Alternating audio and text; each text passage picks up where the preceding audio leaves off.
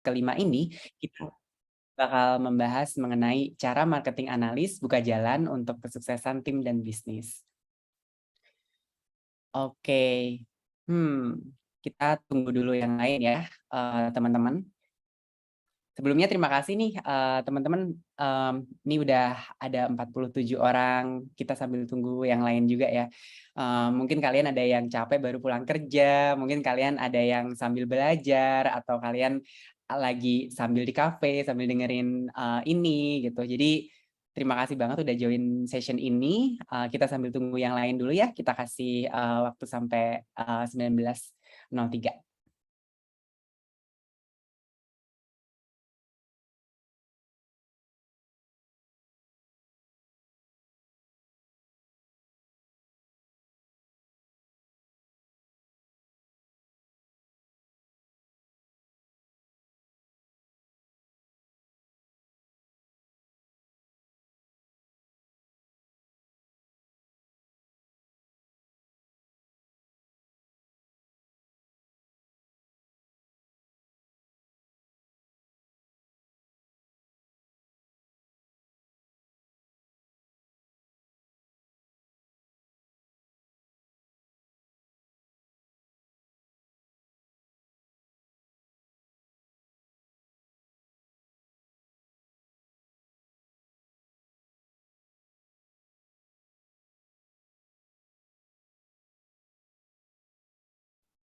Iya, oke. Mungkin sambil, sekalian nunggu teman-teman yang lain, kita, bisa tonton video introduction dari Mekari kali ya. Video introduction ini, kita bakal, eee, tunjukin nih gimana sih sebenarnya Mekari ini power your growth.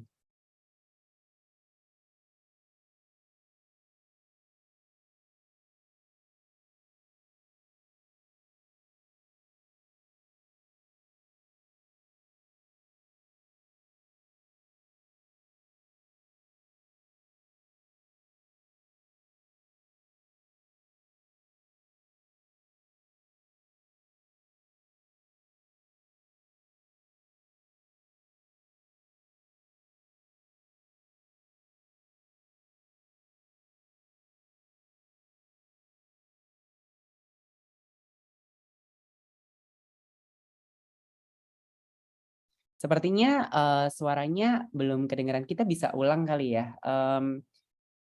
Maaf, operator bisa dibantu di-adjust dulu untuk, suaranya? This is my dream team. Gak kebayang bisa seperti sekarang. Sejak kolaborasi jadi lebih mudah, seberapa besar tantangan bukan lagi masalah. Sekarang tiap pribadi punya keleluasaan untuk berkembang dan saling menopang.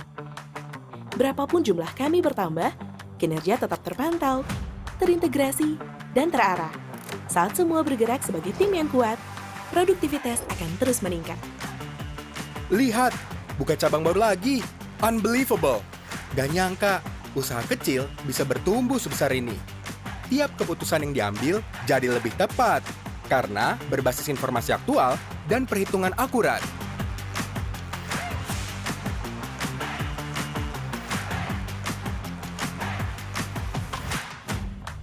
Pertumbuhan usaha jadi lebih sehat dan tentunya bisa berkembang lebih cepat.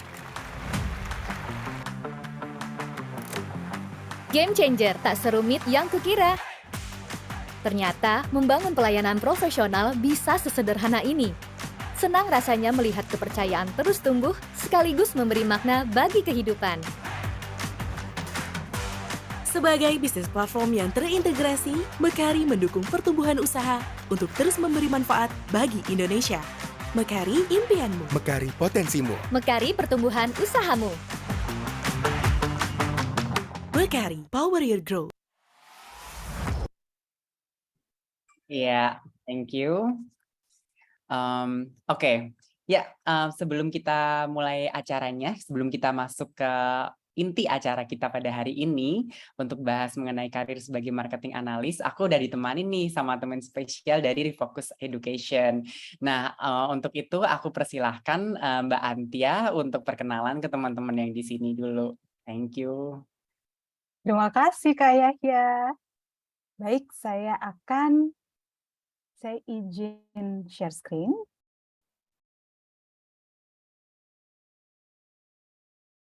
Apakah sudah terlihat jelas?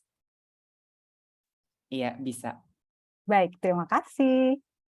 Selamat malam rekan-rekan semua, para peserta webinar yang hadir malam hari ini, para narasumber, Kak Doner, Kak Ikhwan, Kak Yahya, terima kasih atas kesempatannya.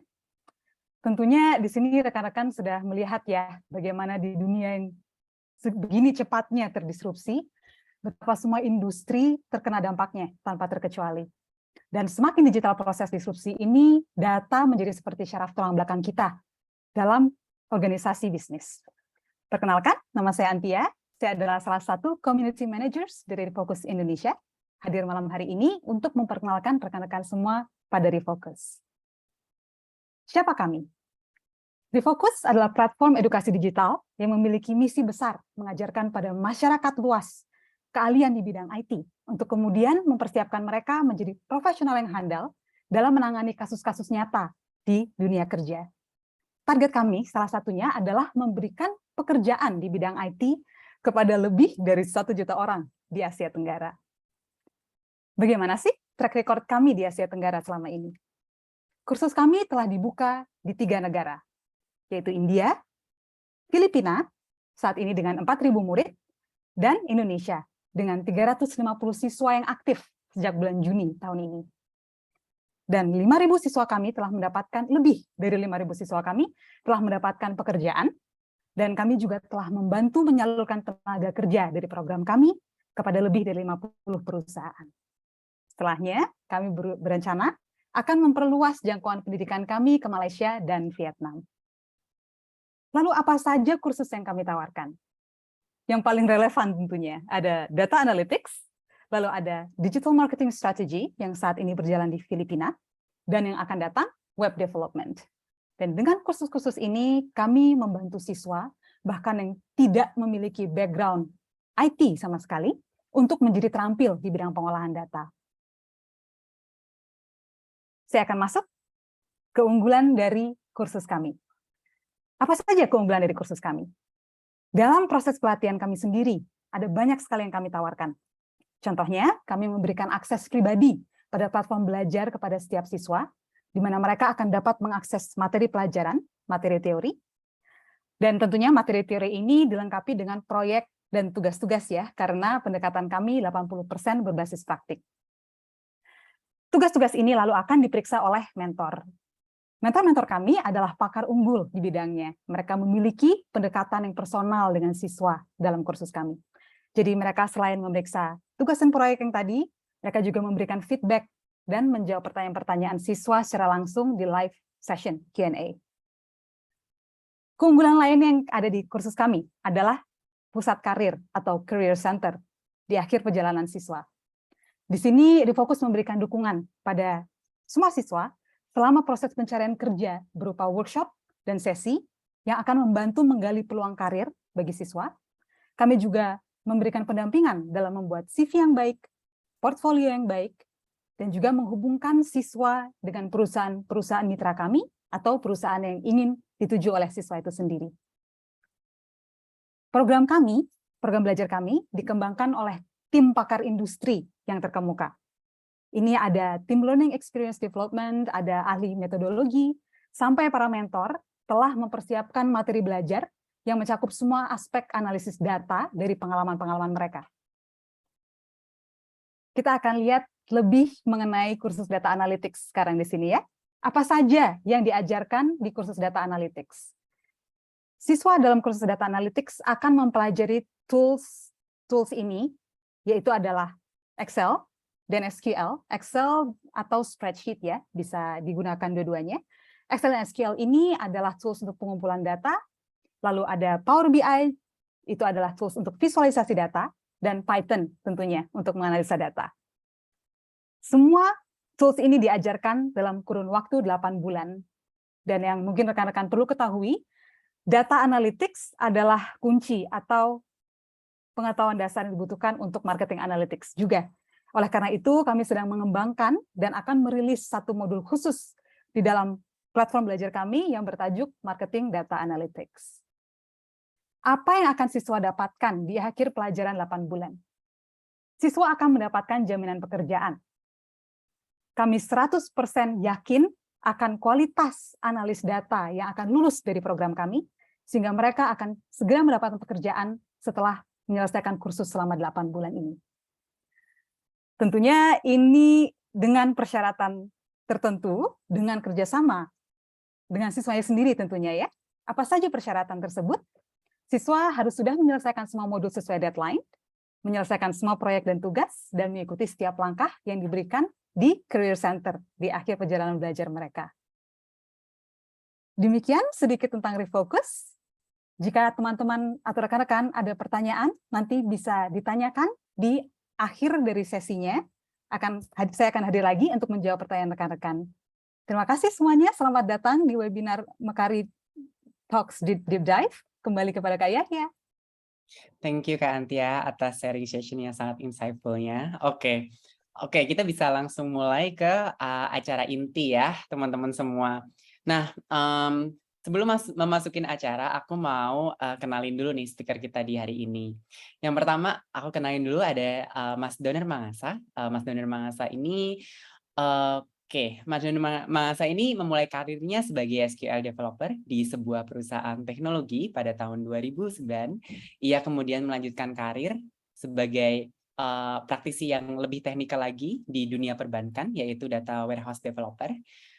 Kemudian pada tahun 2012, Mas Doner bergabung dengan Excel Axiata, perusahaan telco di Indonesia sebagai seorang analis, di mana skill analytics-nya berkembang untuk mensupport operational campaign dari below the line atau BTL strategi. Nah, kalau kita ngomongin below the line nih, erat banget kaitannya dengan marketing ya. Nah, Mas Doner ini melanjutkan karirnya untuk memimpin perencanaan campaign ke sebuah perusahaan konsultan manajemen loyalitas pada tahun 2017. Skill-nya terhadap analisa mengantarkannya sebagai seorang senior manager untuk menganalisa campaign di perusahaan Smartfren pada tahun 2018 hingga menjadi Head of Data dan Analytics di Myram Agency pada tahun 2019. Saat ini, Mas Doner memimpin divisi Marketing Analytics di Mekari. Ia mengepalai divisi Marketing Analytics dan Front End untuk mensupport kebutuhan monitoring performance marketing serta pengambilan keputusan strategi campaign di tiap-tiap channel marketing. Oke, kita sambut bareng-bareng ya Mas Donernya. Iya, Mas Doner on cam. Teman-teman, halo Yaya. Halo. Halo, Oke, apa kabar Mas? Iya, siap. Oke, aku lanjut ke kenalin speaker kita yang kedua ya teman-teman. Di speaker kita yang kedua, kita ada Mas Muhammad Ikhwan. Boleh dibantu geser tim admin.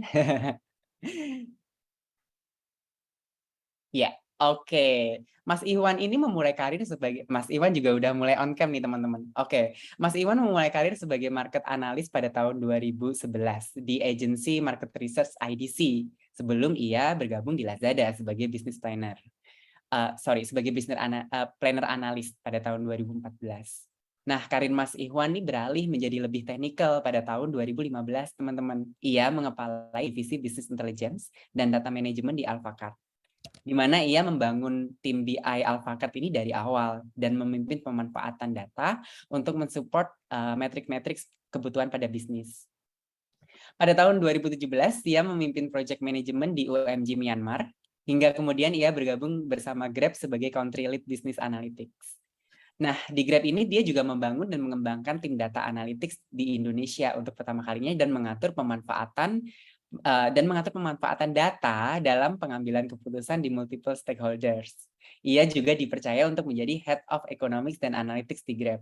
Wow. Oke, hingga pada tahun 2019, ia bergabung dengan Link Aja sebagai Head of Data Analytics dan Business Intelligence Group, di mana di Link Aja ia memimpin beberapa unit divisi seperti Data Science, Business Insight, Growth Performance, dan Information Management Unit. Mas Ikhwan sempat bergabung kembali bersama Grab pada tahun 2021 sebagai Head of Strategic Planning untuk GrabMart, hingga melanjutkan karirnya di Tokenomics sebagai Head of Analytics hingga saat ini menjabat sebagai VP of Growth. Nah, Mas Ikhwan ini mengelola tim data dan marketing, serta memimpin analisa dan insight distribution untuk peningkatan pertumbuhan bisnis perusahaan. Oke, kita sambut bareng-bareng ya Mas Ikhwannya yang udah on cam. Oke, thank you introduction-nya ya. Halo semuanya. Sip. Oke, kita langsung mulai sesi tanya jawab ke speaker nih. Ini yang paling ditunggu teman-teman nih. Untuk kita eksplor lebih jauh mengenai marketing analytics. Oke, kita mulai dulu ya. Apa sih marketing analytics dari point of view para leader ini sih gitu dari experience mereka. Kita mulai dulu dari Mas Ihwan kali ya. Mas Ihwan boleh bantu di-share gimana sih Mas marketing analytics dari point of view-nya Mas Ihwan? Oke, kalau menurut saya sih marketing analytics itu sebenarnya sangat mirip ya dengan data analytics gitu. Jadi sebenarnya itu adalah analis atau analytics functions, tapi didedikasikan untuk fokus supporting marketing team gitu. Nah, gimana cara dia menjadi dedicated ke marketing team? Bisa macam-macam. Bisa jadi ini timnya belongs to the marketing team, jadi reporting ke head of marketing or something like that, atau bisa juga masih belongs to the data analytics team itself atau the BI function, tapi memiliki dotted line dan didedikasikan personilnya untuk khusus ngebantu tim marketing gitu. Jadi tergantung organization structures decisions-nya juga. Nah, essentially jadinya sebenarnya dia data analytics dengan primary focus di bidang marketing. Nah, dengan primary fokusnya di bidang marketing itu tentunya jadinya terkait metrics, goals, dan tools yang digunakan bisa jadi berbeda dengan analytics function yang lainnya, terutama dari sisi datanya. Mungkin kalau tim data yang lain, analytics yang lain banyak handling internal data, tapi kalau di tim marketing analisnya jadi juga banyak ngehandle data yang bukan dari tech timnya per se, tapi data dari partner marketing partner marketing yang digunakan oleh company itu. Bisa jadi dari agency, bisa juga ada tools SaaS marketing yang dipakai gitu. Kayak Google Analytics, Facebook Ads, Google Ads, atau dari Sosmed Insight, email marketing tools, dan lain-lain gitu. Kira-kira begitu sih menurut saya. Sip. Jadi sangat fleksibel sekali ya Mas, dan erat banget kaitannya dengan data analytics. Oke, kalau dari Mas Doner sendiri ini gimana ya Mas, melihat role marketing analytics ini, gimana sih point of view Mas Doner? Ya, tadi lengkap banget ya dari Ihwan. Mungkin saya nambahin dikit aja. Jadi tadi seperti Ihwan jelasin ya. Jadi intinya marketing analytics ini gimana mengutilize data yang sudah di-collect ya untuk dianalisa. Tujuannya untuk menemukan atau mengidentifikasi effectiveness dari aktivitas marketing, dan tujuan akhirnya outputnya adalah suatu suggestion atau guidance untuk what to do next gitu. Jadi untuk serve marketing, kira-kira gitu ya. Ya. Oke, terima kasih, insightful sekali teman-teman. Oke, ya, kita udah dengar marketing analytics dari point of view masing-masing leaders dan speakers. Kita lanjut ke pertanyaan yang kedua yang udah kita prepare. Apa nih? Kita buka dulu nih. Iya. Nah, oke, sekarang kita tanya nih mengenai gimana sih marketing analytics ini cruciality-nya di sebuah organisasi gitu terhadap perkembangan sebuah organisasi gitu ya. Jadi kita langsung tanya ke masing-masing speaker. Kita mulai dulu dari Mas Doner kali ya, kita switch. Gimana sih Mas Doner melihat marketing analytics ini, dia krusialnya terhadap perkembangan bisnis itu kayak gimana sih gitu? Seberapa krusial gitu? Oke, ya kalau pertanyaan berapa krusial, sangat krusial ya, atau sangat dibutuhkan. Karena marketing ini salah satu di kebanyakan company ya, salah satu divisi yang spending-nya cukup tinggi gitu. Jadi karena terkait dengan finansial, jadi alangkah baiknya semua aktivitas itu terukur gitu. Nah, untuk bisa mengukur dari awal sampai akhir sampai return-nya itu nggak bisa tebak-tebakan, nggak bisa by opini atau cuman feeling aja. Jadi dibutuhkan cara yang analisa yang sangat tepat dan dibutuhkan dengan cepat juga, sehingga dibutuhkan role marketing analytics ini. Itu untuk dari sisi company. Di sisi lain, customer juga sangat dibantu atau diuntungkan. Jadi dua belah pihak nih. Company tadi sangat bisa jadi efektif dan efisien untuk spending-nya dan return-nya. Customer juga dibantukan dengan personalized campaign atau activity, sehingga nggak di spamming dengan aktivitas marketing yang nggak relevan dengan dia, dan sebaliknya dia bisa mendapatkan solusi atau produk yang dia inginkan dengan lebih cepat gitu dengan era digital ini. Kira-kira gitu ya. Oke, kita lempar ke Mas Ihwan. Nah, kalau dari sisi Mas Ihwan, kenapa sih marketing analytics ini krusial buat perkembangan perusahaan? Gimana, Mas? Setuju sekali dengan Mas Donar ya. Tadi sudah disebutkan bahwa marketing marketing department itu biasanya adalah tim yang budgetnya paling gede gitu. Budgetnya paling gede, atau kalau nggak paling gede, tetap signifikan sekali budget spendingnya di sebuah perusahaan gitu.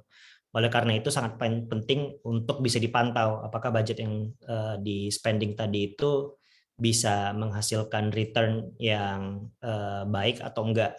Dan saat ini justru jadi semakin penting karena mungkin kalau kita ngikutin berita ya, sekarang ini justru kayak startup winter mungkin gitu, banyak. Kalau dulu banyak yang series A, B, C, D sampai H gitu, sekarang udah jarang tuh ada berita ada funding baru gitu, because of the economic situations, the macroeconomic situations kan. Nah, jadi kita butuh lebih hati-hati dalam spending any money for the company, dan saat itu semakin dibutuhkan justru menurut saya marketing analytics untuk bisa memastikan semua spending yang dilakukan itu memang dibutuhkan gitu, nggak ada yang sia-sia. Oke, thank you. Ya, oke. Dari sini kita lanjut lagi kali ya. Kita kan udah ekspor nih, kenapa sih marketing analytics ini krusial buat organisasi gitu, untuk perkembangan organisasi gitu. Nah, dari sini kita deep dive lagi nih. Apakah marketing analytics ini adalah sebuah divisi fungsional yang dibutuhkan di setiap tim marketing, dan gimana sih karakteristik marketing yang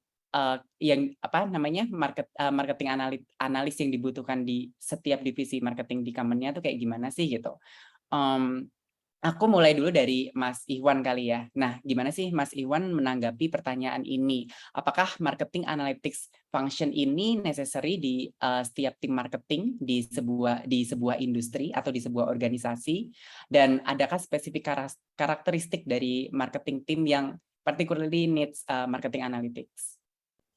Buat saya kadang tergantung size perusahaannya sendiri. Ketika dia ada scale, tentu marketing timnya budgetnya makin gede dan timnya juga makin besar gitu. Nah, saat udah ada di skala tertentu itu makin dibutuhkan gitu. Pada saat perusahaannya skalanya mungkin masih kecil, spendingnya juga mungkin kecil, ada kemungkinan biasanya udah ada tim data analytics yang general helping all the other teams.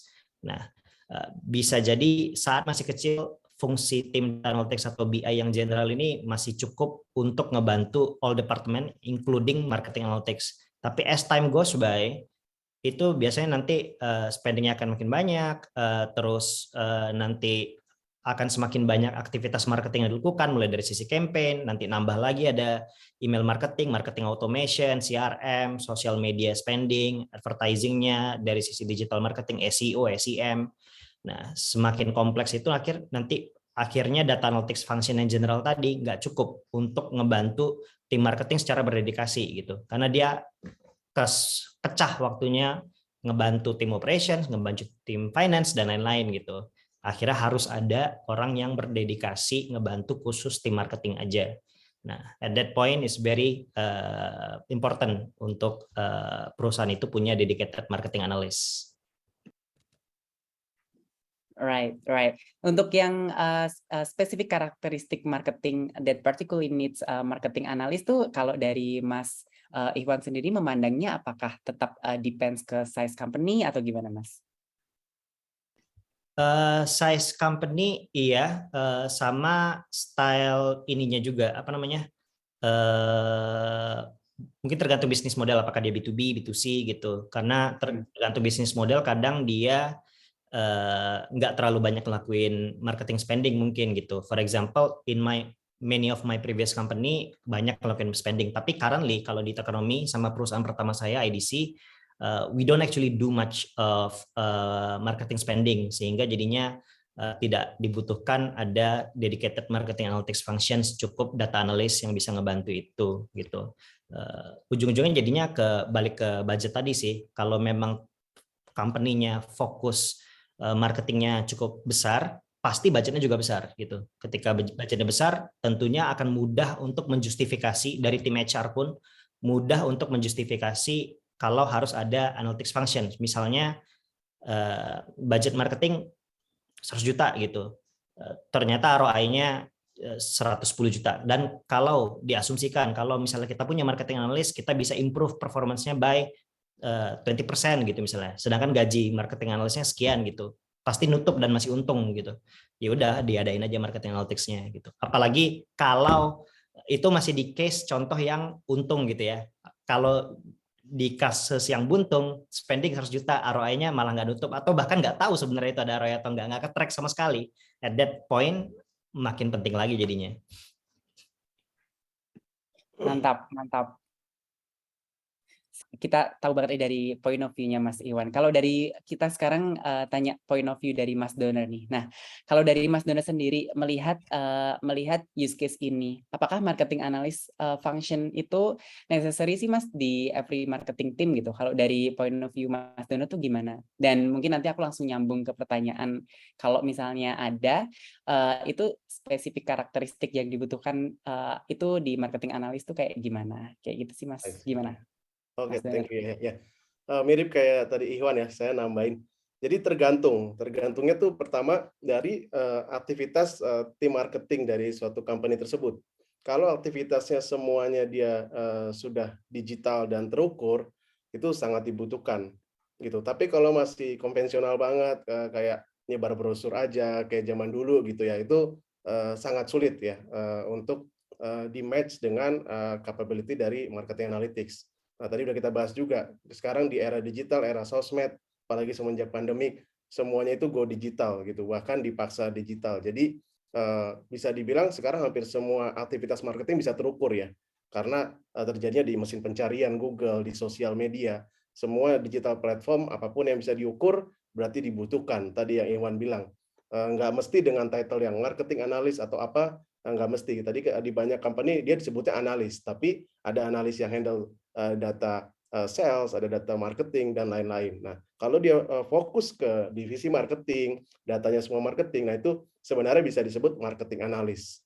Nah, kira-kira gitu. Jadi tergantung. Kalau dibilang apakah dibutuhkan semua, bisa dibilang tidak ya. Kalau dia sangat-sangat tradisional atau konvensional, tapi kan porsi di saat ini ya minor banget ya, company atau cara strategi perusahaan yang seperti itu. Jadi bisa dibilang sekarang hampir semua company dibutuhkan gitu ya.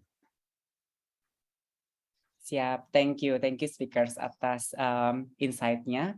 Nah, kita lanjut ke pertanyaan keempat yang udah disiapin tim kami nih. Oke, nah jadi sebenarnya gini, kita pelajarin dari market ya, kita juga punya acara-acara sebelumnya gitu. Banyak banget misconceptions di antara teman-teman juga ya, mungkin teman-teman partisipan session ini gitu. Karena banyak banget irisan-irisan dari dari sebuah role gitu. Dan saat ini kalau kita bicara mengenai marketing analytics, mungkin banyak banget kayak common misconceptions yang ada di teman-teman gitu, atau bahkan orang yang belum pernah mengerjakan atau mendengar mengenai marketing analytics. Gimana sih tanggapan dari masing-masing speakers mengenai ini? Aku mulai dulu dari Mas Doner mungkin ya. Oke. Ya, saya ngambil analogi yang ini kali ya, yang mungkin kita bisa langsung relate. Jadi sebenarnya awalnya tadi Ikhwan sempat sebut ya, sebenarnya istilah marketing analytics tuh apalagi di Indonesia sangat baru ya. Dulu tuh kalau dilihat sejarahnya gap-nya tinggi banget itu, IT dan bisnis gitu. Jadi data tuh ya jarang diapa-apain. Nah, seiring berjalan waktu udah makin connect sehingga dimulai dengan data analis, business intelligence analis, data scientist. Nah, kemudian tadi Ikhwan juga sempat sebutin, semakin berjalannya waktu era digital tuh ada satu divisi yang tadi udah dibahas juga tuh datanya sangat unik dan sangat banyak gitu. Dan sangat langsung connect ke business impact, yaitu salah satunya divisi marketing. Gitu. Nah, jadi kalau ditanya technical, irisannya sangat banyak banget tuh.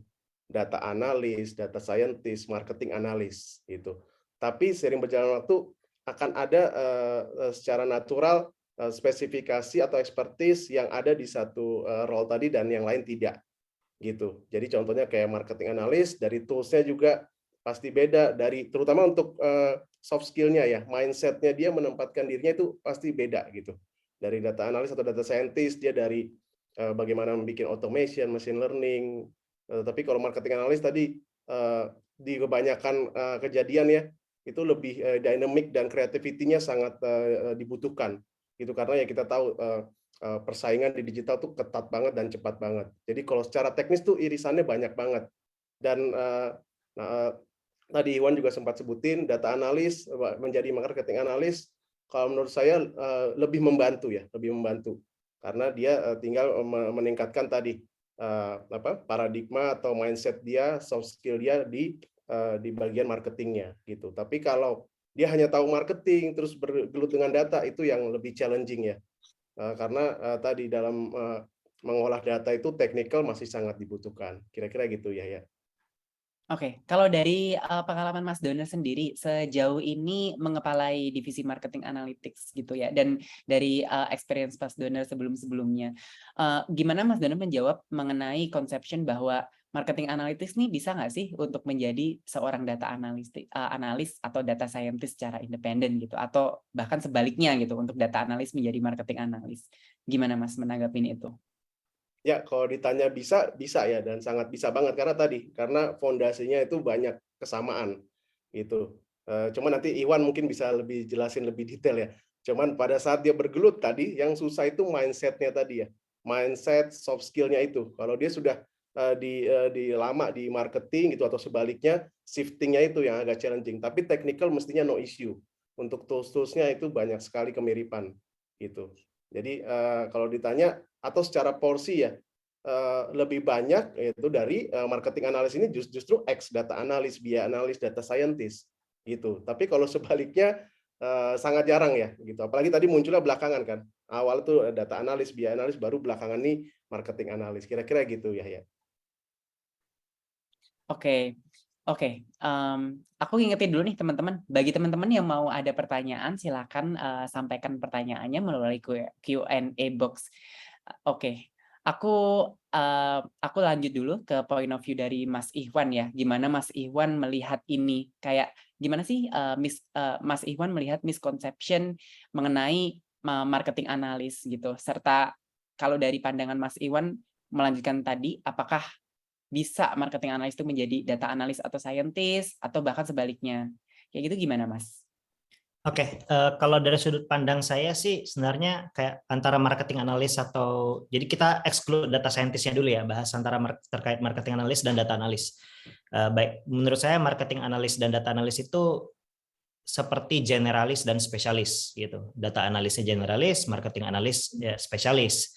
Ada other spesialis juga kayak financial analyst, operation analyst, sales analyst, semua itu spesialis gitu. Nah, apakah si spesialis bisa menjadi generalis atau vice versa?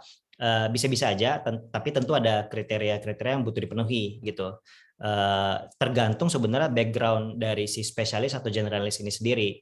Nah, ada orang yang menjadi marketing analis tadinya mulainya dari data analis. Mau balik lagi data analis ya tentu bisa, karena dulunya juga data analis.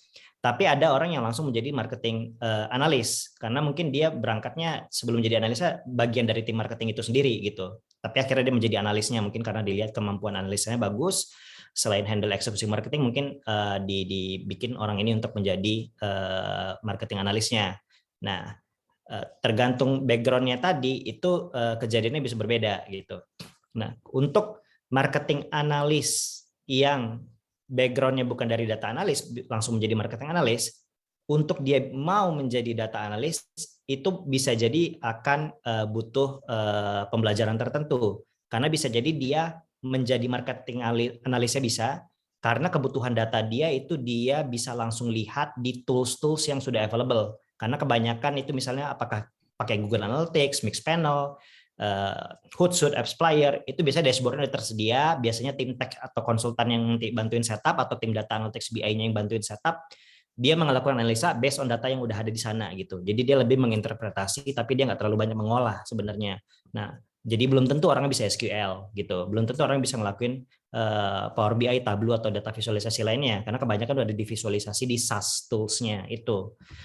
Nah, untuk dia mau jadi data analis tentu jadinya butuh belajar SQL, butuh belajar Power BI, Tableau atau data visualisasi tools yang lainnya. Untuk seorang data analis kalau mau jadi marketing analis itu bisa karena dia udah punya kemampuan teknisnya dari sisi SQL atau data visualizations, tapi dia juga butuh belajar banyak hal terkait marketing gitu. Karena mungkin data analis biasanya kan mainnya dengan internal data, transactional table, biasa data-data yang udah ada di database aja gitu. Tapi data-data yang khusus terkait marketing yang mungkin adanya justru di SaaS atau agency atau marketing partner lainnya, belum tentu semuanya udah diimport ke data warehouse oleh data engineering team. Nah, ya akhirnya dia harus belajar juga untuk gimana caranya handle data tersebut, mengolah data tersebut, dan ada metrik-metrik yang mungkin sebelumnya dia nggak familiar, misalnya kayak conversion rate, atau terkait attributions gitu. Nah itu biasa mungkin data analis pada umumnya nggak familiar. Ketika dia jadi marketing analis lebih familiar gitu. Jadi harus belajar hal itu. Nah that's for marketing analyst and data analyst. Tapi kalau untuk jadi data scientist, for both data analyst and marketing analyst, kalau mau jadi data scientist tentunya butuh upgrade skill lagi. Karena ketika kita udah ngomongin data scientist, ada ekspektasi tambahan terkait technical skill dan juga mathematical skill-nya. Itu harus bisa di-expect bisa ngelakuin machine learning atau deep learning bahkan. Dan dari sisi matematiknya juga diharapkan orangnya fasih terhadap ilmu probabilitas dan statistiknya juga jago, karena essentially machine learning is actually statistics gitu, inferential statistic, regression analysis gitu.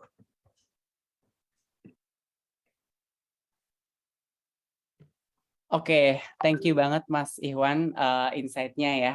Kita mungkin bisa lanjut ke pertanyaan terakhir sebelum kita buka sesi Q&A-nya. Nah, boleh dibantu next teman-teman. Nah, oke. Nah, mungkin di pertanyaan terakhir ini ya, sebelum kita sesi Q&A pertama, kita mau pelajari nih, kita mau kulik dari masing-masing speaker. Gimana sih workflow dari marketing analis ini di sebuah marketing division gitu? Dan mereka tuh biasanya kerjanya bareng siapa sih paling deket gitu, atau stakeholdernya mereka tuh biasanya siapa? Karena kebetulan masing-masing speaker di sini adalah Head of Marketing Analyst dan VP of Growth. Kita akan punya pandangan yang beragam nih. Kita coba dulu lihat dari pandangan dari Mas Doner. Gimana Mas menanggapi pertanyaan ini? Thank you ya. Jadi mungkin bisa dibilang vertikal sama horizontalnya kali ya. Vertikalnya itu pasti biasanya ke top leader dari divisi marketing. Itu bisa VP marketing, SVP growth, atau dalam beberapa hal juga top management seperti CEO atau salah satu chief juga ikut terlibat gitu dalam regular sync up untuk mengetahui update mana yang works, mana yang temuan-temuan yang bisa bagus untuk perkembangan bisnis. Itu untuk vertikalnya. Tapi horizontal ini sangat luas. Gitu. Horizontalnya yang pasti itu adalah channel-channel owner dari digital channel. Jadi dari mulai SEO, tim ads, SEM, kemudian tim konten, CRM, email. Nah itu biasanya tim-tim yang pasti sangat erat kaitannya dengan marketing analytics. Karena aktivitas semua itu biasanya mereka sudah cukup banyak ya tasnya di dalamnya, sehingga tidak ada spesifik analytics di dalamnya, sehingga marketing analytics ini yang serve sebagai enabler dari channel-channel owner tadi gitu. Jadi kalau secara singkatnya, horizontalnya tadi channel-channel owner inbound marketing, vertikalnya ya top leader business owner-nya atau top leader di divisi marketing gitu kira-kira. Ya. Oke, nah kita lanjut nih point of view dari Mas Ihwan sebagai VP of Growth. Gimana Mas melihat pandangan ini? Apakah gimana sih workflow-nya marketing analis di sebuah marketing division sih? Dan mereka biasanya harusnya stakeholders-nya tuh lebih ke mana sih paling dekatnya? Oke. Kalau gue jawab pertanyaan nomor 2-nya dulu ya. Biasanya itu kerjanya bareng siapa? Tentunya ya dari tim marketing itu sendiri. Tapi di tim marketing itu sendiri, as Mas Doner said, ada banyak stakeholder-nya juga sebenarnya within the marketing team itself gitu. Jadi dia akan ngebantuin beberapa pihak tergantung struktur perusahaannya juga.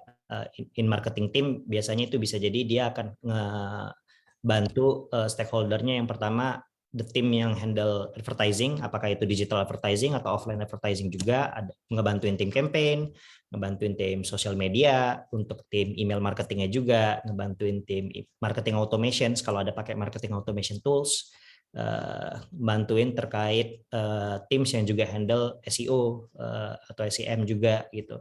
Itu masing-masing tim itu jadinya stakeholders dari si marketing analisnya ini sendiri. Selain dari tim marketing, di luar dari tim marketing, ada juga yang biasanya butuh dibantu oleh si marketing, butuh berinteraksi dengan marketing analis ini gitu, yaitu sales team dan data analis lainnya gitu. Jadi biasanya antara data analis dan marketing analis kadang butuh berkomunikasi juga agar mereka bisa tahu satu sama lain apa yang mungkin marketing analis tahu tapi data analis nggak tahu. That would be good to exchange knowledge and vice versa antara dari data analis ke marketing analisnya dalam sebuah perusahaan. Terus dengan sales team juga, karena biasanya pada saat kita memarketingkan sebuah produk, kita harus ensure sales teamnya ready nggak, inventory kita ready nggak, warehouse kita ready nggak, is everything ready. Jangan sampai nanti tim marketing udah jor-joran spending segini gitu, we expect kita bisa jualan sekian, ternyata supply-nya nggak cukup gitu.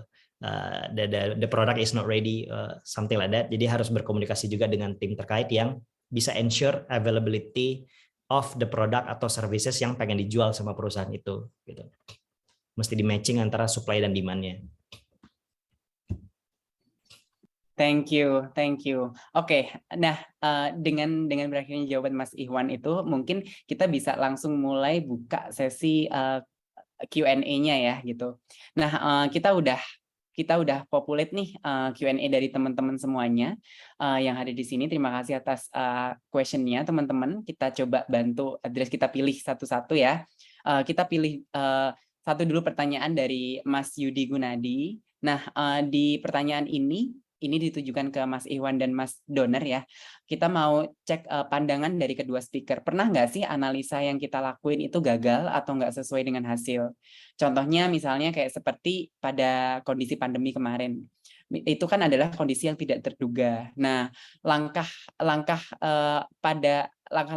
analisa atau pengambilan data atau pengolahan data itu kayak gimana ya? Dan bagaimana seorang analis mempersiapkan diri apabila mereka akan disalahkan atau enggak apabila hasil analisanya tidak sesuai. Kalau kayak gitu gimana ya pandangan dari kedua pakar? Mungkin Mas Doner dulu bisa bantu jawab dulu. Oke, ya. Ini mungkin tambahan ya. Jadi salah satu yang krusial ya perlu dimiliki oleh data analis, data scientist atau termasuk marketing analis, yaitu soft skill yang kita sebut open-minded atau embrace failure gitu. Jadi justru dengan ada kesalahan itu adalah kesempatan untuk improve gitu. Dan tadi sama tambahan juga perlu ditambahkan suatu external factor atau comprehensive analysis gitu. Jadi terutama di marketing juga nggak bisa kita hanya data udah, tapi kita nggak atau kita menghiraukan faktor eksternal seperti pandemik dan lain-lain atau tren di market yang terjadi. Jadi dengan kombinasi itu justru kalau dari sudut pandang saya, kesalahan yang terjadi malah opportunity ya untuk improvement gitu. Selama porsinya ya mesti kita jaga ya, jangan sampai majority gitu salah terus gitu. Tapi kalau minor atau sesuatu yang ada menarik ternyata hipotesa kita ternyata salah atau prediksi salah, itu justru yang membuat salah itu ada menjadi faktor yang akan pembenaran, bisa bikin benar berikutnya. Gitu. Jadi intinya nggak usah takut salah gitu, tadi dari siapa Yunadi. Jadi itu sangat wajar dan sangat mungkin terjadi gitu. Makanya biasanya yang best practice yang bisa saya lakukan itu challenge dulu gitu. Semua hipotesa analisa yang keluar tuh sebelum ke banyak stakeholder sebisa mungkin terbatas dulu, entah ke peer, entah ke internal tim. Coba kita saling challenge gitu. Termasuk kita challenge ke kondisi market gitu. Ini match nggak kira-kira gitu. Jadi tanggapannya gitu ya, untuk bisa supaya makin bagus analisanya, kesalahannya makin kecil, tadi itu sih cara-caranya. Tapi intinya jangan dihindarin kesalahan itu. Justru dengan kita ada salah, makin banyak cara kita untuk membenarkan selama porsinya tadi ya terjaga dan minor. Oke, thank you Mas. Mungkin aku lanjut dulu di pertanyaan yang kedua ya. Nah, sebenarnya job desk marketing analis ini apakah termasuk memasarkan sebuah produk atau hanya sebatas menganalisa data marketing untuk internal tim? Itu mungkin bisa dibantu. Ini pertanyaan dari, sebelumnya ini pertanyaan dari Mbak Endah. Mungkin aku tujukan ke Mas Ikhwan dulu ya. Gimana Mas Ikhwan menanggapin mengenai pertanyaan job description ini? Oke, kalau yang memasarkan produknya harusnya enggak. Yang akan mengeksekusi pemasarannya itu adalah tim marketing lainnya gitu yang handle pemasarannya itu. Dan actually kalau kita ngomong pemasaran itu actually kan sales ya. Kalau di saya sih biasanya justru sales dan marketing itu juga sebenarnya adalah hal yang berbeda gitu. Sales and marketing department itu bisa jadi separate department. Tapi banyak company yang menggabungkan itu jadi satu sih. Tapi kadang akibatnya akhirnya jadi rancu antara sales dan marketing, yang mana sebenarnya marketing fokusnya kadang ke branding, brand awareness gitu, untuk mendatangkan traffic, tapi untuk mengunci trafficnya akhirnya biar membeli itu dari tim sales. That's two different thing gitu sebenarnya. Apalagi ke analisnya sendiri gitu, makin jauh lagi jadinya kan dari pemasaran ke tugas actual si analisnya untuk menganalisa. Dia jadi harusnya lebih ngebantu menganalisa, memberikan rekomendasi dan memberikan alasan kenapa rekomendasinya seperti ini, apa-apa aja data-data pendukung yang membuat di si analis ini merekomendasikan hal tersebut gitu. Nanti sebenarnya seringkali keputusan apakah rekomendasi analis ini juga akan diambil dan dieksekusi sama tim marketing atau sales yang terkait, itu the end decisions it's on the sales team gitu.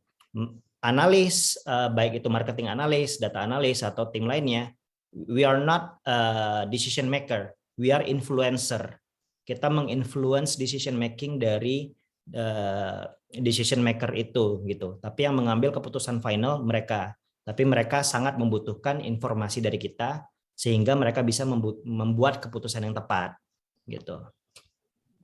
Wow, itu quotes-nya bisa dipakai. We are not decision maker ya, but we are influencer ya. Itu buat inspirasi buat teman-teman yang mau terjun ke marketing analytics. Oke.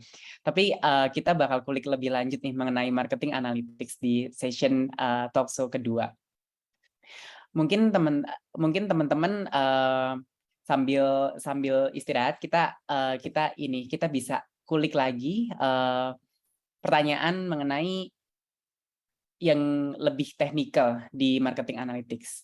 Gimana sih marketing analytics ini perbedaan role-nya based on industri? Apakah industri di B2B, B2C, dan C2C itu berbeda? Karena banyak banget kan sekarang marketing analytics ini mulai bermunculan dan banyak banget juga industri yang ada di Indonesia ini. Kita langsung explore insight dari Mas Doner kali ya. Gimana Mas Doner melihat ini? Oke, ya kalau use case B2B, B2C ya, mungkin saya bisa fokus ke B2B, B2C ya. Marketing analytics tadi saya sempat disebutin di awal ya, mindset-nya. Jadi salah satu kunci yang akan membuat seorang marketing analytics sangat efektif dan efisien adalah dia bisa menempatkan diri dia sebagai customer gitu. Termasuk tadi dia customer B2B atau B2C. Nah, contohnya B2C. Nah, ini yang perbedaan utama adalah sales cycle-nya ya. Dari B2C itu kayak misalnya e-commerce, kayak Tokped, Shopee, itu transaksi terjadi sangat cepat banget gitu.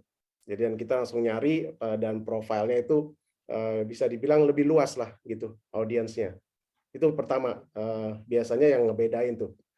Kalau B2B, dari jumlah data pasti jauh lebih kecil gitu dari B2C gitu. Dan challenge-nya juga berbeda. Challenge-nya bisa dibilang lebih challenging ya. Kalau B2C kita banyak ada proxy-proxy yang bisa irisan dengan target segmen audiens yang kita cari. Tapi B2B ini lebih challenging karena contoh simple gitu. Ada company mau mencari software HR, cloud HR di market. Nah, mekanismenya yang biasa terjadi, top leader-nya mendelegasikan HR decision maker-nya gitu, HR director-nya atau HR tim HR-nya untuk mencari. Nah itu, bagaimana kita bisa menghandle intent-intent yang dari beda persona yang berbeda gitu. Apakah kita pintu masuknya langsung ke top decision maker dari satu company, atau tadi operasionalnya yang lebih ngerti teknisnya supaya dia bisa menginfluence company tersebut, atau dari sisi user company tersebut, dalam hal ini employee. Bisa juga employee-nya merasa bagus nih cloud HR ini, dia bisa menginfluence company tersebut sehingga bisa diimplement di tempatnya. Jadi itu perbedaan utamanya ya. Dari jumlah record pasti B2C jauh lebih banyak, bisa sampai ratusan juta baris bahkan miliaran baris. Tapi kalau B2B jauh lebih kecil gitu. Tapi challenge-nya tadi ada perbedaannya ya. Juga terakhir sales cycle-nya. Sales cycle-nya B2C biasanya lebih cepat banget ya. Dan nanti kendalanya tuh di churn rate-nya tuh lebih challenging gitu. B2B sales cycle panjang, tapi once acquired biasanya retention-nya lebih terjaga, kira-kira gitu. Ya. Oke, thank you Mas Donar. Nah, kalau Mas Donar tadi udah share insight kalau dari experience dia di B2C dan B2B, mungkin kita bisa dengar dari Mas Ikhwan nih. Kalau dari versi Mas Ikhwan, ini gimana ya Mas menanggapi pertanyaan ini? Mungkin Mas Ikhwan juga bisa lebih spesifik di beberapa industri yang sudah familiar di Mas Ikhwan. Oke, kebetulan kan saya banyak pindah-pindah nih perusahaan. Tapi I cannot really comment on the B2B part karena I don't really have deep exposures bekerja di perusahaan yang B2B gitu.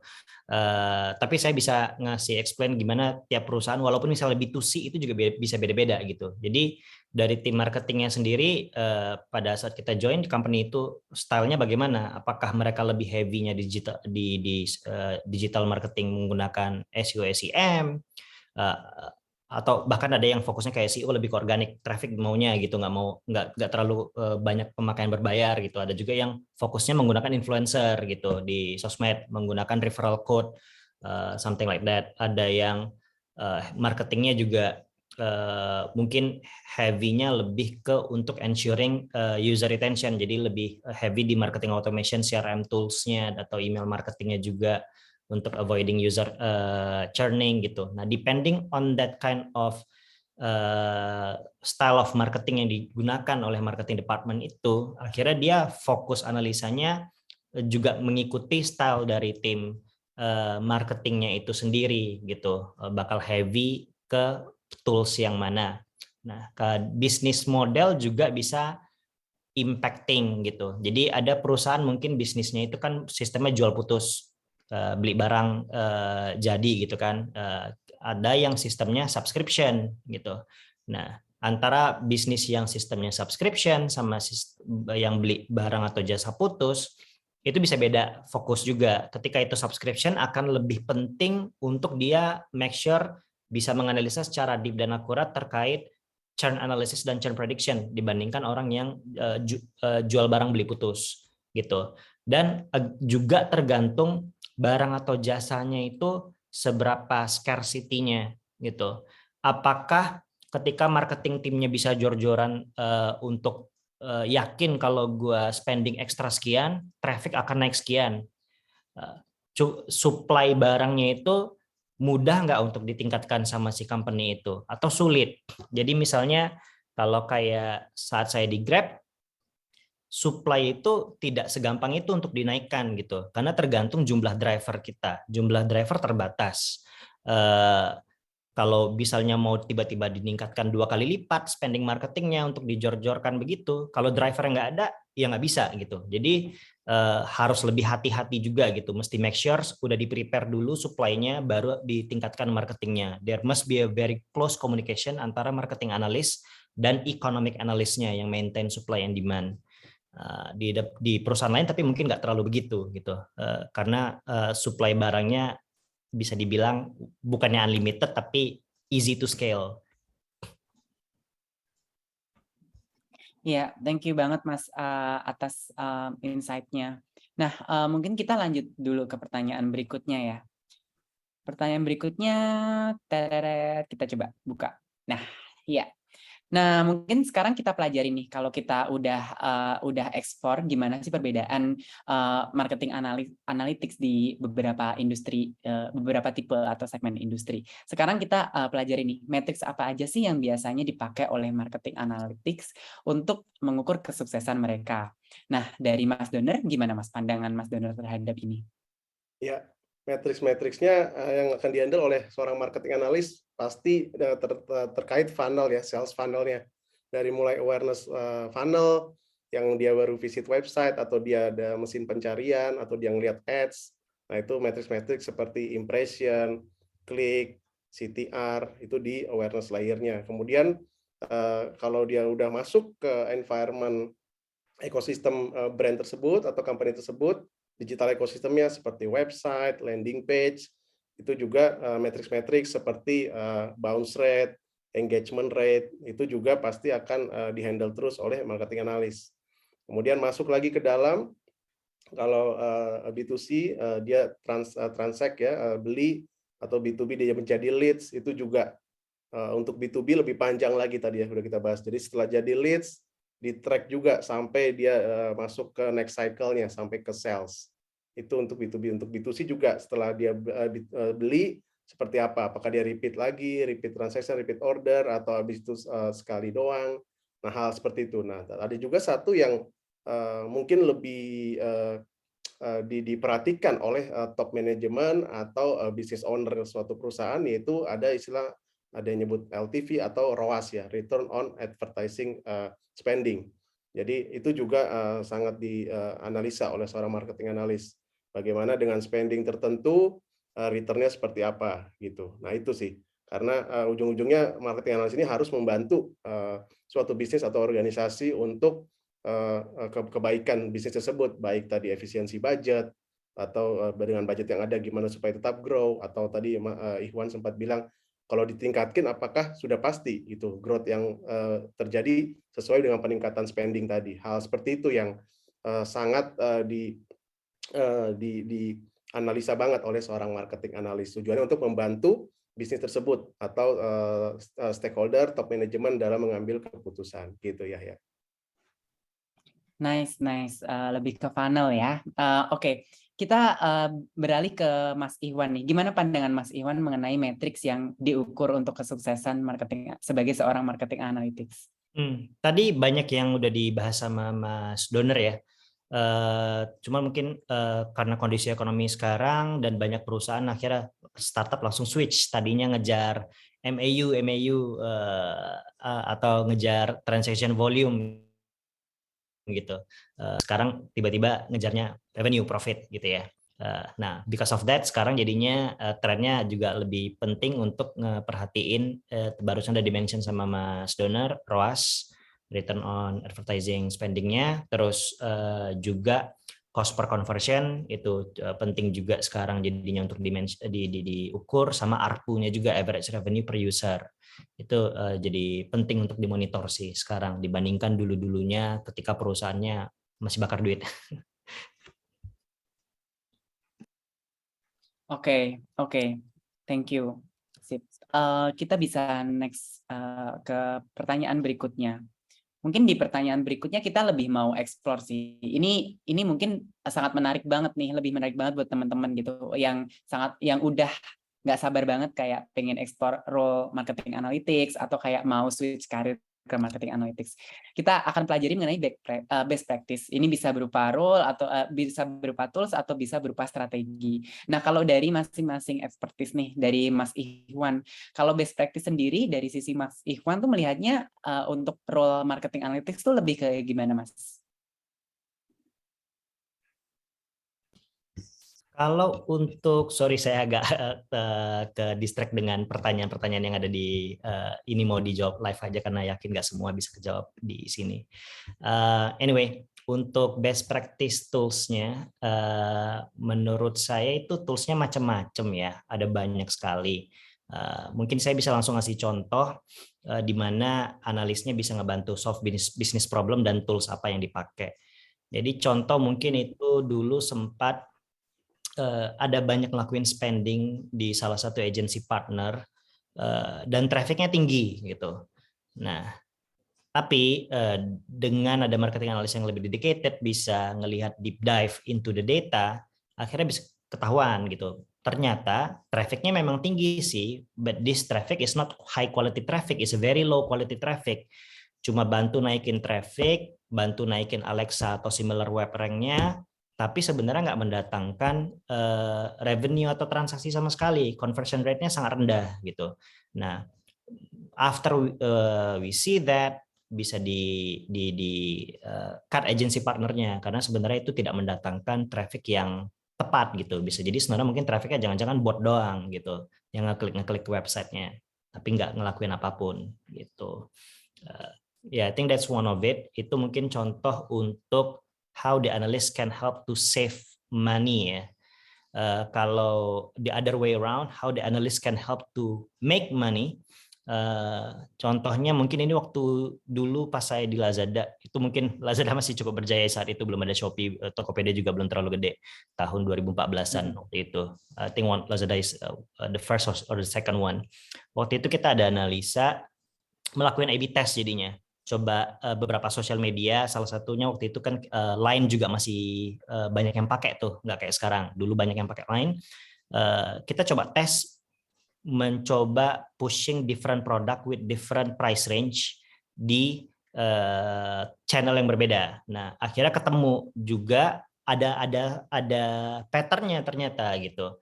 Kalau channel yang ini mungkin demographic user seperti ini, kita jualnya barangnya yang harganya harus di bawah 50.000 gitu kan. Kalau nggak bakal laku. Di channel itu conversion rate jelek kalau harganya udah 50.000 ke atas. Tapi di channel-channel lain mungkin kita bisa pakai main di price range yang berbeda gitu. So by changing the strategy, conversion rate-nya meningkat, jadi penjualan juga meningkat gitu. Oke, thank you. Insightful sekali ya. Menjelaskan juga pengalaman Mas Iwan di Lazada dulu. Ini mungkin bisa jadi referensi yang berguna banget buat teman-teman sekalian. Nah, kalau dari Mas Dono sendiri nih, gimana Mas Dono menanggapi pertanyaan ini? Oke, ya lebih ke use case ya. Kalau tools-nya ya, bagaimana menggunakan tools-tools tadi untuk menjawab pertanyaan bisnis atau masalah yang terjadi. Nah, saya mungkin bisa share dikit. Tadi sempat sebutin di awal ya.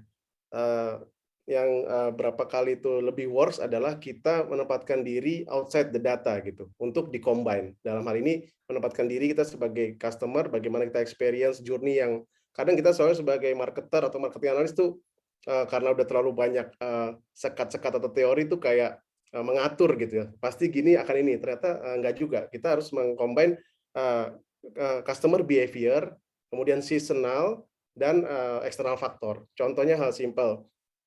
Kita pengennya untuk B2B gitu ya.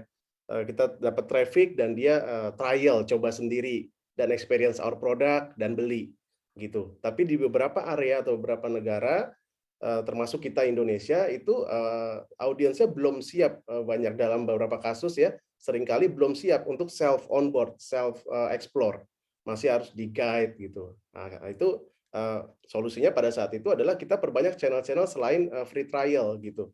Jadi intent aja yang kita tangkap, tapi kita kasih channel lain, misalnya by chatting aja, itu meningkatkan conversion gitu. Karena kita mengcombine tadi dari data masuk, kenapa nih kok dia lanjut gitu, secara engagement bagus, tapi ya udah product experience, product tour kok belum jadi beli gitu. Nah, setelah kita lihat ada hipotesa tadi, ada beberapa segmen yang memang dia lebih convert kalau nggak nyobain sendiri gitu. Nanti pas ketemu sales, pas demo malah langsung beli dan retention-nya bagus, subscribe-nya. Hal seperti itu. Atau juga terakhir use case seasonal, bagaimana melibatkan eksternal di luar data ya, beyond the data, yaitu eksternal faktor. Contoh kayak lebaran gitu ya, libur panjang. Itu kalau kita jor-joran di spending-nya, ads-nya, itu bisa jadi akan terjadi burning money gitu, tanpa return atau return-nya lebih sedikit. Karena tadi, ya orang lagi nggak mikirin ke situ gitu. Jadi kalau kita tetap mau di top rank terus dan kita pasang ads, ya itu akan spending dan return-nya pada saat itu akan lebih kecil. Nah itu kalau kita hanya berdasarkan data, berdasarkan teori gitu ya. Kalau kita ranking 1 terus di Google pencarian, search ads, pasti kita akan dapat tinggi. Nah tadi kita lupa, kita lagi di kondisi apa gitu.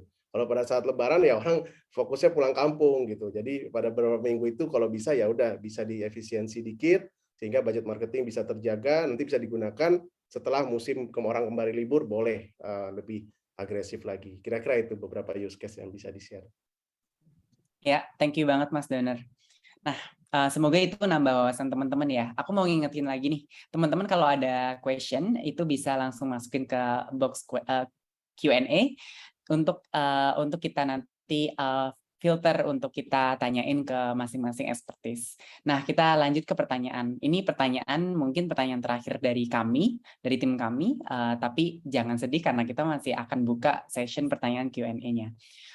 Nah, kalau di pertanyaan terakhir ini, kalau tadi kita bahas mengenai gimana sih solving problemnya atau kayak use case yang sudah di-share oleh masing-masing expertise, mungkin sekarang kita lebih tanya mengenai kayak dari Mas Ikhwan sendiri nih, apakah punya tips bagaimana mereka bisa, bagaimana teman-teman di sini yang udah nggak sabar dan yang tertarik untuk terjun ke role marketing analytics itu memulainya itu gimana ya tipsnya?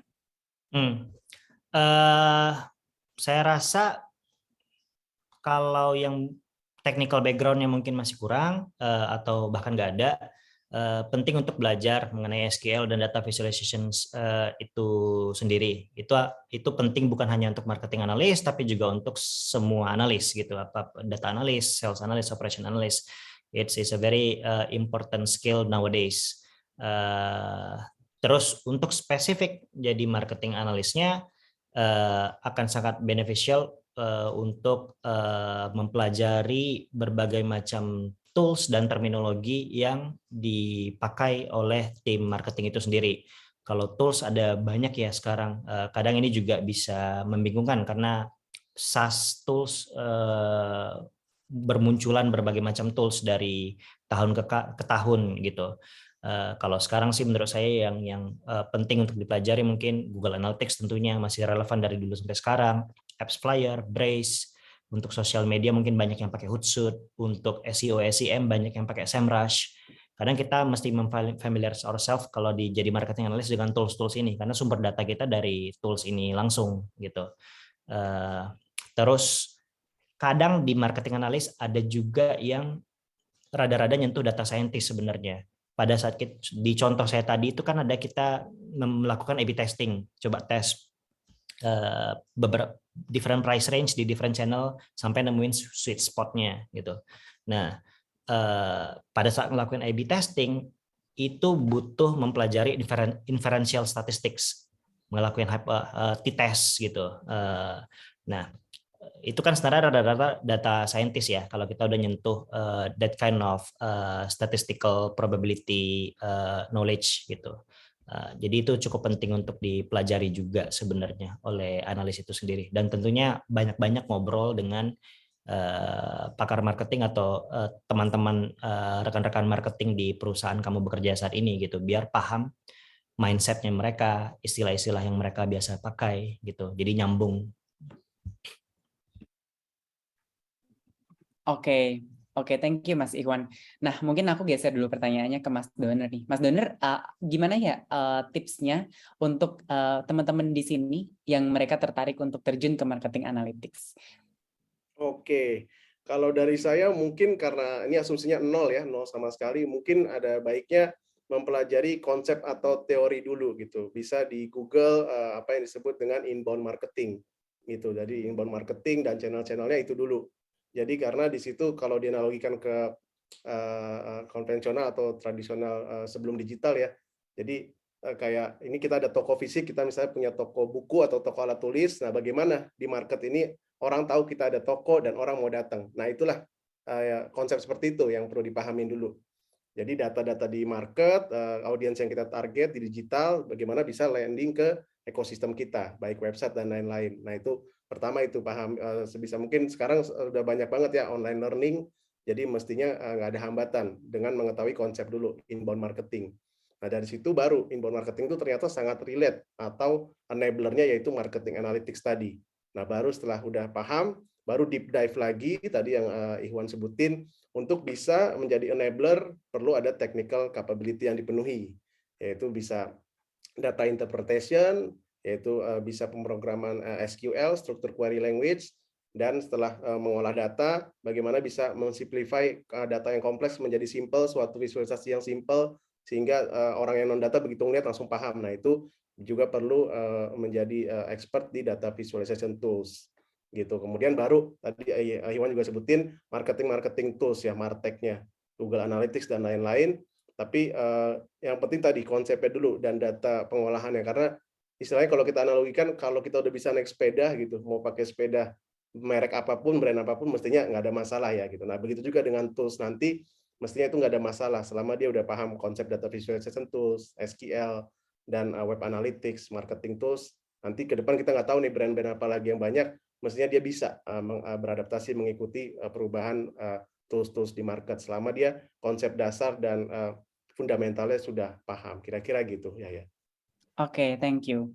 Oke, kita langsung buka sesi Q&A-nya ya.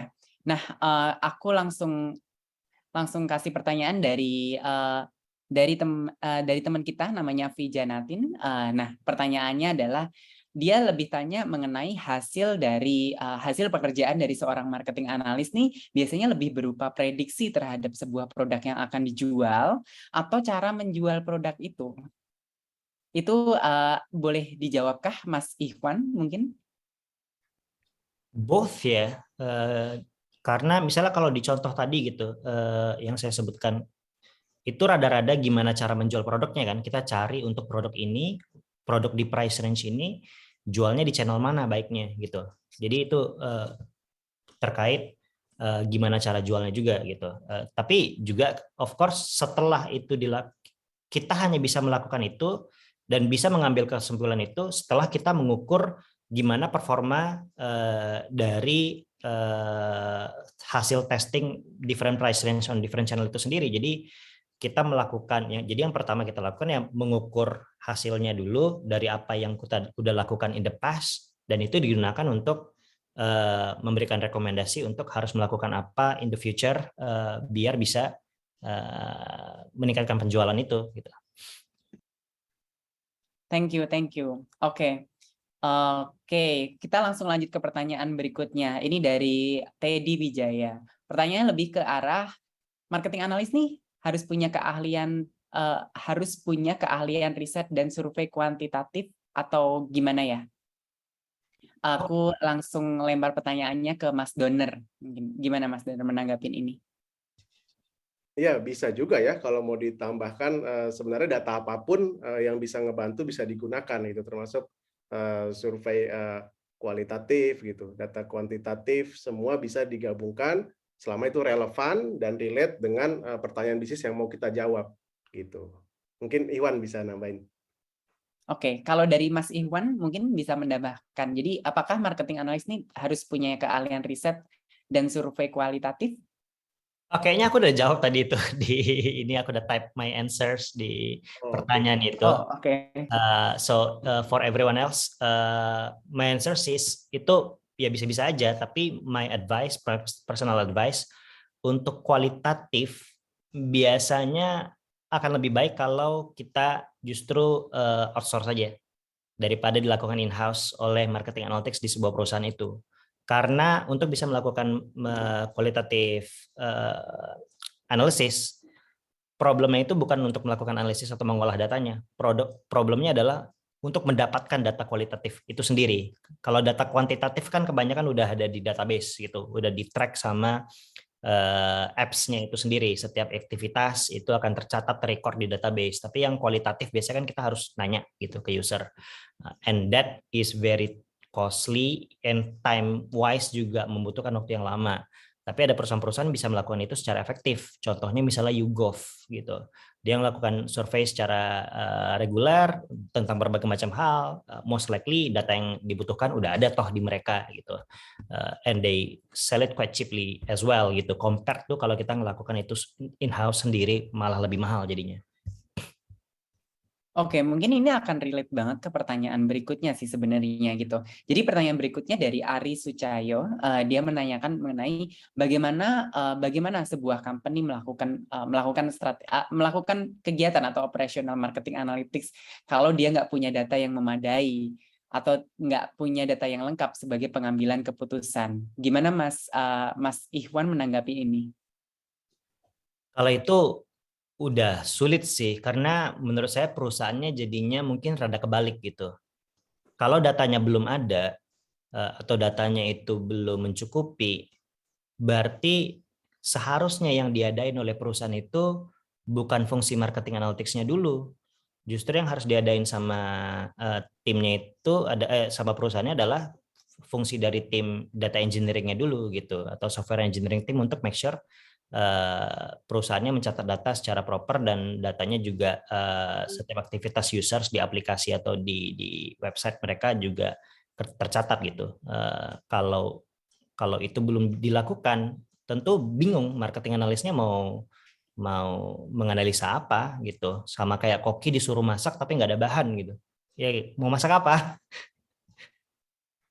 Oke, sip, thank you banget Mas. Nah, oke, aku lanjut ke pertanyaan berikutnya ya. Ini sebenarnya pertanyaan ditujukan ke dua speakers, Mas Doner dan Mas Ikhwan. Nah, dari Anonymous attendee, dia nanya, minta tips supaya dia bisa makin saklek dengan SQL, karena selama belajar, contoh belajarnya juga nggak banyak, jadi minta saran dari masing-masing speaker. Mungkin aku bisa mulai dulu dari Mas Doner kali ya, gimana Mas? Oke, tadi sempat saya sebutin ya, sekarang tuh beruntung banget ya yang sekarang mau memasuki marketing analis atau data tuh literatur, online course dan lain-lain tuh sangat mudah banget. Jadi saran saya yaitu ikutin baik yang gratis maupun berbayar, belajar online course ya untuk SQL. Download juga banyak, jadi itu tipsnya. Jadi justru sekarang tuh saat yang tepat gitu. Kalau saya ingat zaman saya dulu, ya otodidak banget gitu.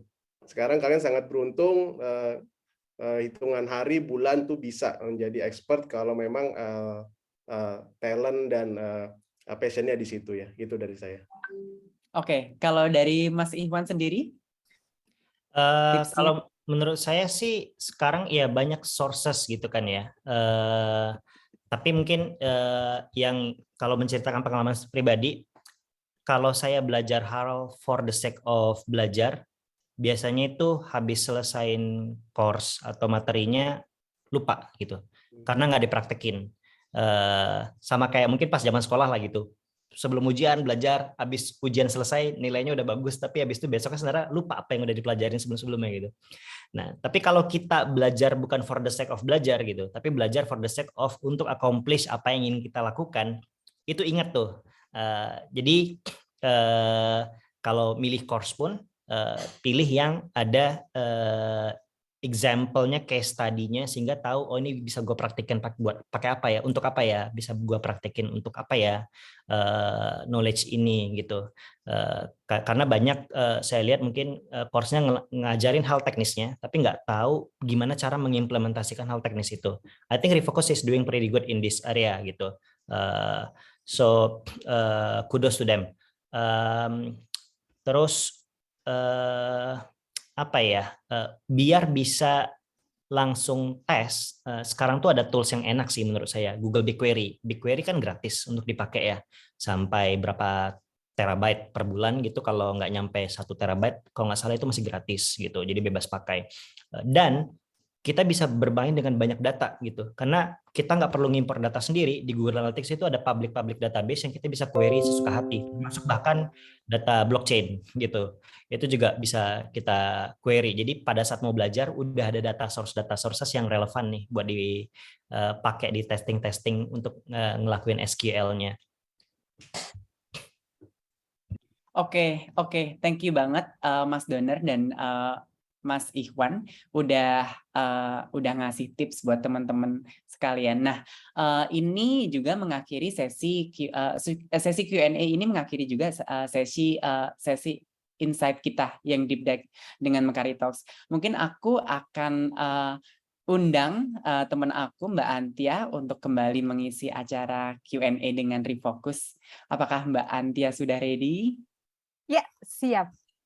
Siap. Rekan-rekan, Oke, Mbak Antia. jika ada pertanyaan, silakan ditanyakan. Apabila ada pertanyaan dari dari teman-teman untuk tim Refocus, mungkin boleh langsung ditanyakan.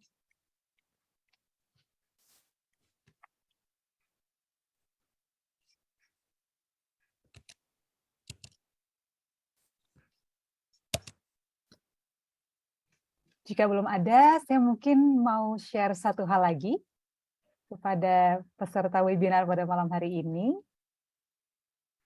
Oke, apakah saya boleh share script? Boleh, kita masih punya 3 menit sih. 3. Oke, iya. Singkat saja, para peserta webinar pada malam hari ini, jika tertarik untuk mengikuti kursus bersama Refocus, seperti tadi kita sudah dengar, pentingnya mempelajari data analytics untuk bisa masuk kemudian ke marketing analytics, sales analytics, dan lain sebagainya. Rekan-rekan silahkan menggunakan kode promo Mekari Talk. Dan dengan kode promo ini, rekan-rekan akan mendapatkan diskon 60% untuk mengikuti kursus bersama Refocus selama 8 bulan. Sekian dari saya. Jika belum ada pertanyaan, atau jika ada pertanyaan, silakan ditanyakan.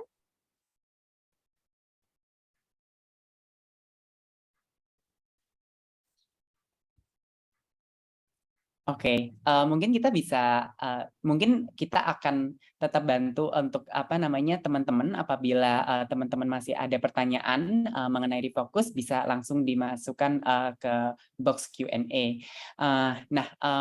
Dan teman-teman Kalau juga gue boleh nanya nggak ke Refocus? Silakan Kak Iwan. Ini mungkin ini butuh dijelaskan biar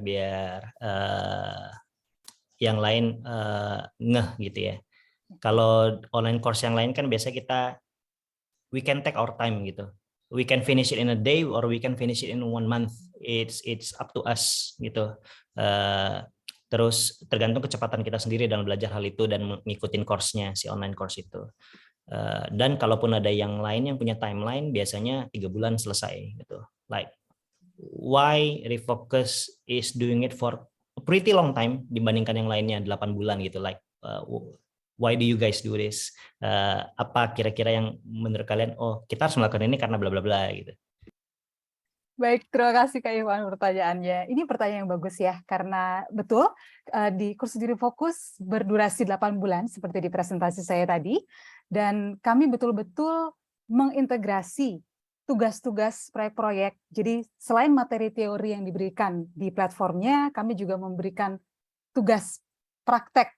Jadi langsung dikerjakan, tadi seperti Kak Iwan sempat mengatakan juga bahwa kalau hanya belajar teori cepat lupa gitu ya rekan-rekan. Jadi di Refocus rekan-rekan akan mendapatkan tugas-tugas dan proyek-proyek besar juga, dan proyek besar ini biasanya menggunakan case studies, kasus-kasus nyata dari perusahaan. Jadi dengan materinya yang sudah dikembangkan sedemikian rupa, tugas-tugas dan proyeknya yang melengkapinya, teman-teman di waktu 8 bulan betul-betul dilengkapi atau diberikan tools, senjata yang teman-teman butuhkan untuk langsung terjun ke dunia kerja. Teman-teman akan lulus sebagai data analis yang siap kerja dan juga handal dan bisa langsung bekerja di perusahaan-perusahaan.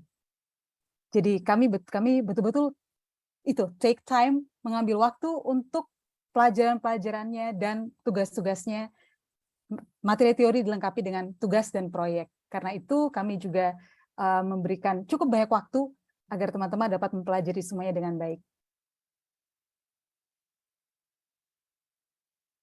Thank you banget Mas Iwan dan Mbak Antia. Nah, mungkin kita bisa langsung bacain summary kali ya dari diskusi insightful kita hari ini. Aku boleh minta tolong teman-teman operator untuk show the summary. Oke. Nah, mungkin kita bacain dulu summary dari awal tadi, gimana sih peran penting marketing analytics di sebuah industri gitu. Jadi marketing analytics itu kalau dari sharing session hari ini, marketing analytics membantu perusahaan dalam mengalokasikan budget dengan bijak. Jadi ini membantu perusahaan untuk membantu perusahaan khususnya tim marketing untuk mencapai ROI yang lebih tinggi untuk meet the matrix yang sudah ditentukan oleh bisnis sesuai dengan goal bisnis tersebut, dan memastikan bahwa konsumen lebih banyak melihat iklan iklan yang dilakukan oleh tim marketing juga lebih terpersonalisasi sehingga langsung masuk ke audiens, dan iklan tersebut mendatangkan traction untuk masing-masing produk. Nah, kemudian siapa yang paling membutuhkan peran marketing analytics?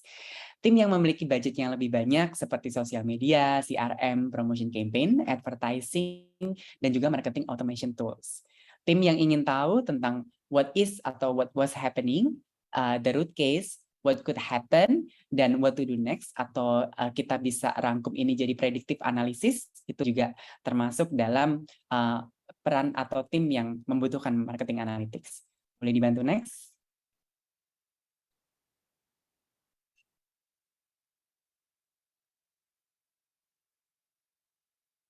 Ya.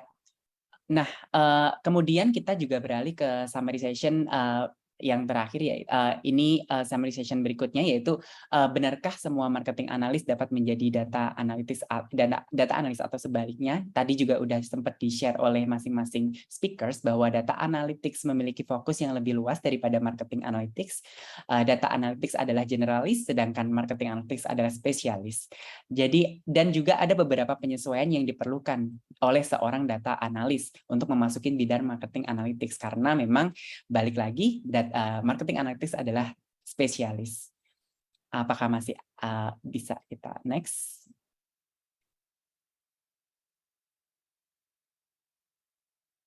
Nah, seperti apa sih workflow seorang marketing analis? Stakeholder-nya siapa aja sih? Dan mereka biasanya kerja langsung sama siapa? Tadi juga udah kita sempat bahas bahwa marketing analis tentu membutuhkan banyak stakeholder untuk menjalankan fungsinya, seperti kerjasama dengan tim advertisement, sosial media, sales, data analis. Nah, selain itu, mereka juga bekerja erat dengan channel owner di marketing division, seperti SEO, SEM, blog, email, dan event. Bisa dibantu next?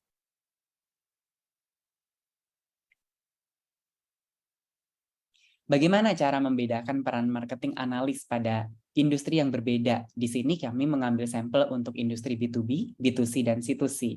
Untuk industri yang berbeda, kemungkinan besar juga memiliki fokus pemasaran yang berbeda.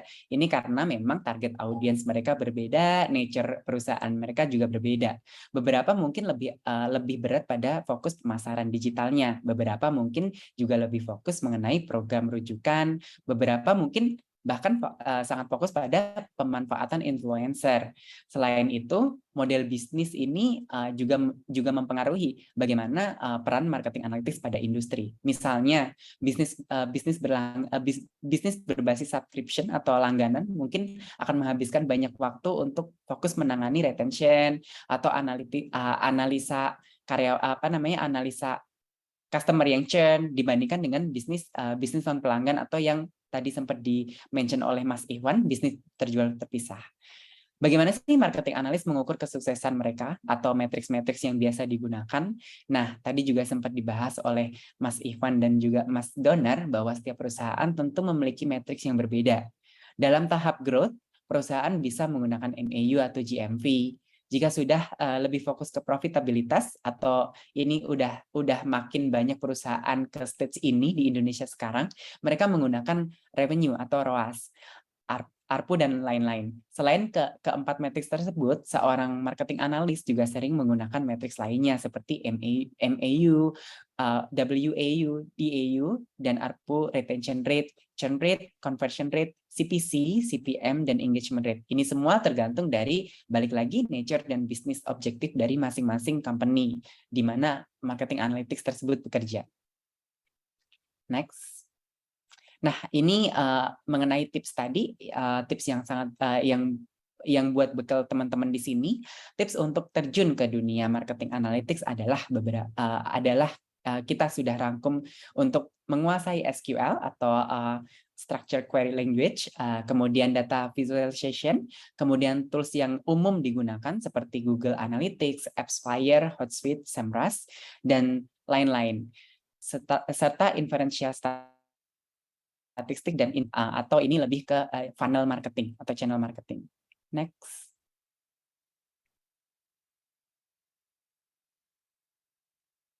Oke, nah ini adalah sesi terakhir untuk merimain teman-teman untuk tetap terhubung dengan kami untuk sesi insightful berikutnya. Jangan lupa follow Instagram Mekari di @live@mekari, Instagram Refocus di refocus.education.id, LinkedIn Mekari di Mekari, kemudian LinkedIn Refocus di Refocus, mekari.com karir untuk teman-teman yang penasaran dan mau melihat bukaan karir yang ada di Mekari saat ini.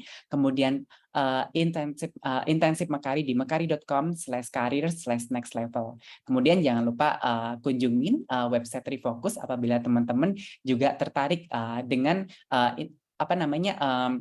teknik-teknik atau kursus-kursus yang sudah disediakan seperti yang sudah di-share oleh Mbak Antia di refocus.me. Thank you so much. Mungkin jangan lupa teman-teman, aku mengingatkan untuk jangan lupa mengisi feedback form. Teman-teman saat mengisi feedback form akan langsung terdirect ke feedback form pada saat webinar berakhir. Paling itu aja sih. Aku atas nama moderator dan juga speaker, aku mengucapkan terima kasih kepada teman-teman yang udah join di Mekari Talks Deep Dive mengenai cara marketing analytics buka jalan untuk meraih untuk kesuksesan tim dan bisnis. Thank you semua. Bye. Bye-bye, thank you semuanya. Thank you semua, bye. Terima kasih semuanya.